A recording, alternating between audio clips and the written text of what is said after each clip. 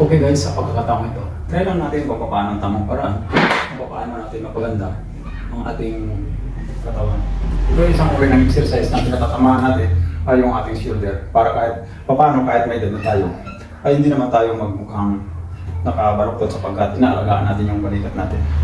Kaya ito, tingnan ninyo kung paano ginagawa ang pagpapaganda ng ating mga balikat. Kaya maraming salamat po sa inyo sa panonood ng Guro Family Channel. At kapag nagustuhan ninyo ang video ito, maaari din kayong mag-subscribe. Sa atin namang guys, pwede na din natin gawin ang ganito. Isang simpleng exercise lang, lalo na sa mga katulad natin mga senior citizen na hindi naman tayo pwedeng humapit ng pag-exercise. Kasi iba na yung katawan natin, may edad na tayo eh. Okay guys, maraming salamat po sa inyong panonood.